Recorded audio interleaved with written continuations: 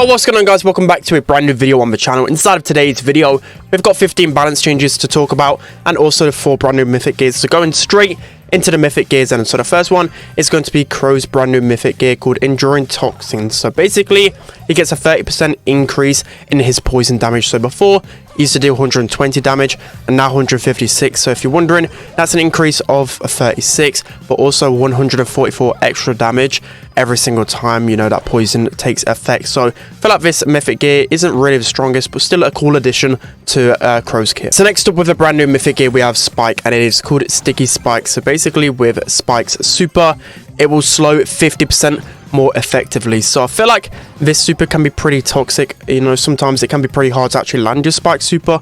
But for example, if someone is behind a wall and using that Spike super, it can be really good and allow you just to get closer to the opponents a lot easier. So I'm excited to test this one out. Okay, so the next brawler with a brand new mythic gear is Leon. So Leon's mythic gear is called Lingering Smoke. So basically, Leon's super gets an additional 1 second. So he's invisible for 7 seconds instead of 6, which may not seem like a lot, but trust me, over the time when Leon used to be incredibly OP, I think his invisibility used to be like 10 seconds. So even 1 second can make a huge difference. This definitely going to be a really strong mythic gear. Okay, and for the last mythic gear within this update, we have Sandy. So Sandy's mythic gear is called Exhausting Storm. So basically, whenever the enemy is inside your super, they deal 10% less damage, which I feel like is probably the worst mythic gear probably in the game right now, only because Sandy's super takes so long to get, but also it's very rare the opponents are actually going to go inside the sandstorm.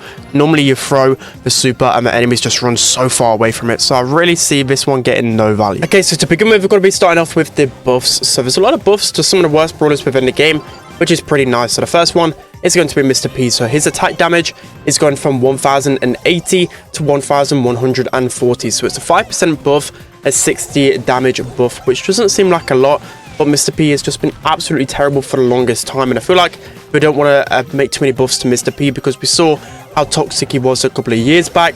So I think this is a nice change. Maybe he will actually be brought out to counter a few of the longer range brawlers like B, for example. So next up on the buff list, we have El Primo. So El Primo has had a bit of a weird change. So his super damage has gone from 1200 to 1440. So I feel like this is a lot different to the normal ways that tanks are buffed. It's a 240 damage buff, 20% buff in total. So actually a large amount. I'm not too sure what this actually do for Primo, but it's a nice change. A little bit of additional damage can go a long way. So next up on the buff list, we have Colt. So Colt is having a bit of a harder change to notice just because of the definitive values. But with Colt, its projectile speed has gone from 3,804 to 4,000. I don't know what to make of those numbers, but basically it's a 5% buff to his projectile speed. So of course, it's going to be shooting his bullets a lot faster, but only 5% may not be as noticeable as some other brawlers, but especially when you have the other star power. I'll be showing a comparison between both of them with Slick Boost and also Magnum Special, just so you guys can kind of get a feel of how this buff will actually affect him. But I feel like this isn't really going to do too much to him, but still a nice change. Okay, so next up on the buff list, we have Jessie. So Jessie's turret HP has gone from 4,500 to 4,950. So that is a 450 HP buff to her turret, which is in terms 10%, which actually doesn't seem like a lot, but it's nearly 5,000 HP for her turret. It's going to mean that it's going to take an extra piece of ammo for a lot of brawlers to take down that turret, which will be pretty nice in some game modes and maps. So you might see a little bit more usage with Jessie. So next up on the buff list, we have Brawl. So just like El Primo, he's received a buff to his super damage, which is a little bit of a weird one, but again, we'll take it because these tanks do need a little bit of love. So his super damage has gone from 1,200 to 1,440. So again, a 20% buff, a 200 damage buff, which is pretty nice.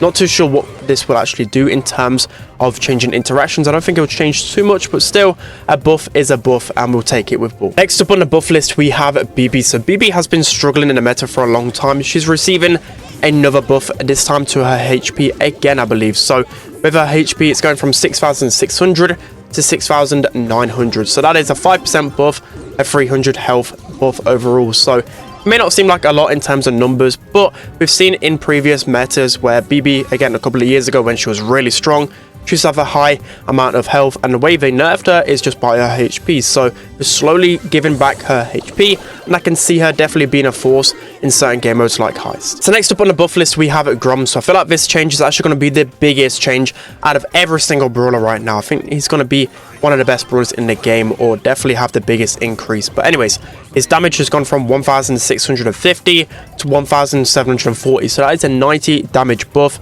5%. That's actually quite substantial, and also if you take into account the X Factor star power at maximum range is going from 2145 to 2262, so a big increase in 117 damage. And also he's getting another buff, so he's getting his projectile speed increased by 10%. May not seem like a lot, but trust me, as soon as I played Grom, I felt it instantly. It felt so easy to hit the shots with him. I feel like he's going to be a really strong brawler in this meta. So next up on the buff list, it's going to be the buff which most people are looking forward to.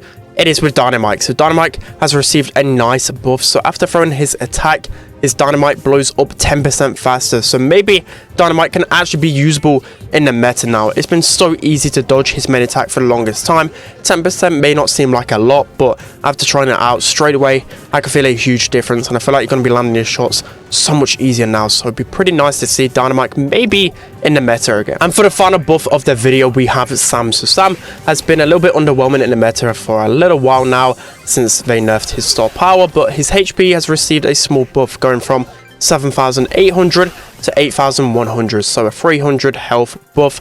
Only 4%, but still it's pretty nice, just because again Sam hasn't been used the most in the meta, so just a small HP buff may allow him to be a little bit more strong. Okay, so now moving on to the nerfs. There's only 4 nerfs with this update. Unfortunately, there could have been a lot more, but the first one being with Otis. So Otis, of course, is the brawler which is just dominating right now. He was picked the most in World Finals by far, so of course he needs a nerf. So he's received a damage nerf from 690 damage per bullet to 660, so that's a 30 damage nerf per bullet.